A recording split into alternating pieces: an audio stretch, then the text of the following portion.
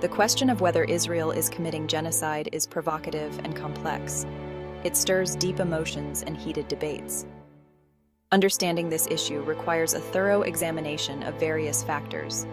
These include the historical context, definitions, and ongoing situations. To better understand, we need to explore different aspects of genocide.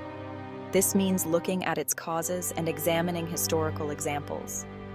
It also involves understanding the role of propaganda in shaping perceptions and actions.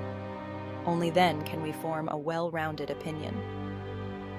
We will start with basic definitions and causes. Then, we will move through significant historical genocides.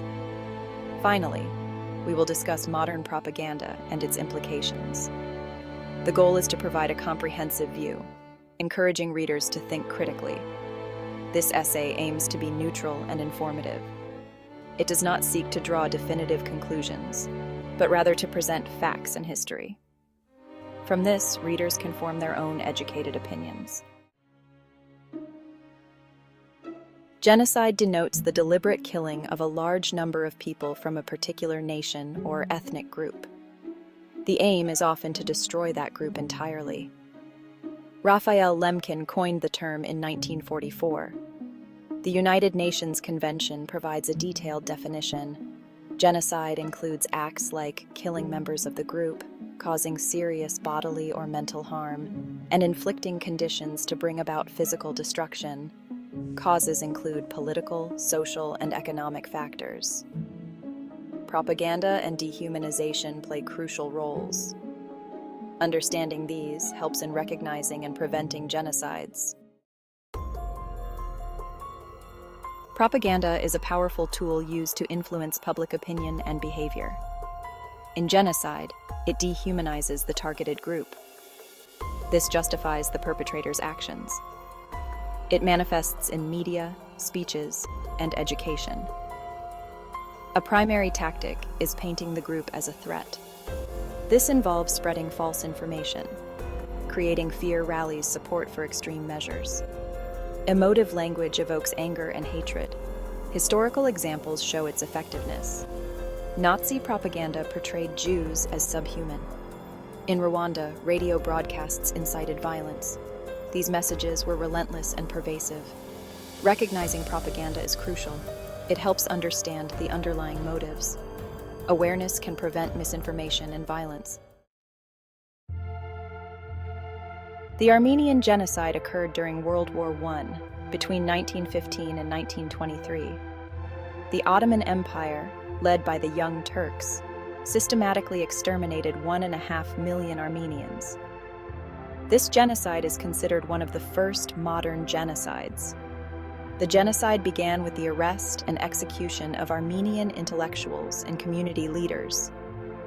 This was followed by mass deportations and death marches. Armenians were forced to leave their homes and walk to concentration camps in the Syrian desert. Many died from starvation, dehydration, and exposure. The Ottoman government used various methods to carry out the genocide. These included mass killings, forced labor, and sexual violence. Propaganda played a significant role, portraying Armenians as traitors and enemies of the state. This dehumanized them and justified the atrocities. Despite overwhelming evidence, denial of the Armenian genocide persists. Turkey, the successor state of the Ottoman Empire, continues to reject the term genocide.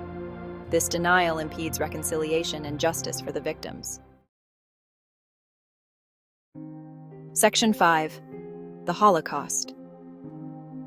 The Holocaust is one of the most well-documented genocides in history. It took place during World War II, from 1941 to 1945. Nazi Germany, led by Adolf Hitler, aimed to exterminate the Jewish population in Europe. 6 million Jews were murdered, along with millions of others, including Roma, disabled individuals, and political dissidents.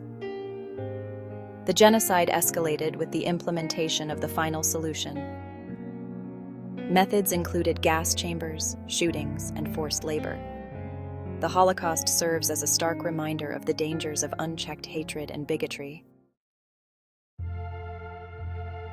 Section 6.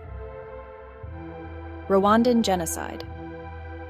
The Rwandan Genocide occurred in 1994, over a span of 100 days. An estimated 800,000 Tutsis and moderate Hutus were killed. The genocide was the result of long-standing ethnic tensions between the Hutu majority and Tutsi minority. The catalyst for the genocide was the assassination of Rwandan President Juvenal Habyarimana. Hutu extremists used this event to incite violence against Tutsis. Propaganda played a critical role, with radio broadcasts urging Hutus to kill their Tutsi neighbors. The term cockroach was used to dehumanize Tutsis, making it easier to justify the killings. The international community was slow to respond. Despite warnings and evidence, intervention came too late. The United Nations and other global powers faced criticism for their inaction. The aftermath of the genocide left Rwanda devastated, with deep scars that persist to this day. The Rwandan genocide highlights the devastating impact of ethnic hatred and the importance of timely intervention. It serves as a reminder of the responsibilities of the international community in preventing such atrocities. Section 7. Cambodian Genocide. The Cambodian Genocide took place between 1975 and 1979. The Khmer Rouge, led by Pol Pot, sought to transform Cambodia into a communist agrarian society. An estimated 1.7 million people, nearly a quarter of the population, died due to execution, forced labor, starvation, and disease. The Khmer Rouge targeted intellectuals, professionals, and ethnic minorities. They aimed to eliminate anyone perceived as a threat to their vision of a classless society. Propaganda was used to indoctrinate citizens and justify the purges. The regime promoted a culture of fear and obedience. The genocide led to the destruction of Cambodia's social fabric. Families were torn apart, and the country's infrastructure was decimated.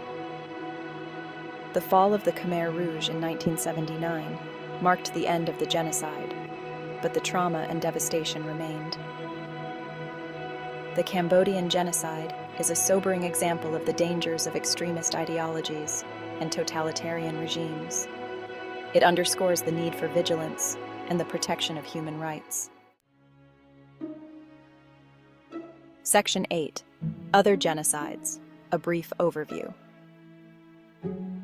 While the Armenian, Holocaust, Rwandan, and Cambodian genocides are well known, other genocides have occurred throughout history. These include the genocide of indigenous peoples in the Americas, the Herero and Namakwa genocide in Namibia, and the Bosnian Genocide. The genocide of indigenous peoples began with European colonization. Millions were killed through warfare, disease, and forced displacement. The Herero and Namakwa faced extermination by German colonial forces. The Bosnian Genocide took place during the Bosnian War. The Srebrenica massacre is one of the most infamous events. These examples highlight the pervasive nature of genocide. Section 9. Modern Propaganda and Project 2025 in the United States. Propaganda continues to play a significant role in shaping public opinion and policy. In the modern era, digital media and the internet have amplified its reach. One notable example is Project 2025 in the United States. This project involves strategic communication efforts to influence public perception and political outcomes. Project 2025 uses data analytics, social media, and targeted messaging. The goal is to sway voters and shape political narratives.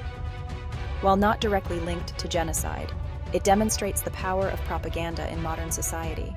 Such strategies can be used to manipulate opinions and polarize communities. The rise of fake news and misinformation further complicates the landscape. It becomes challenging to discern truth from falsehood.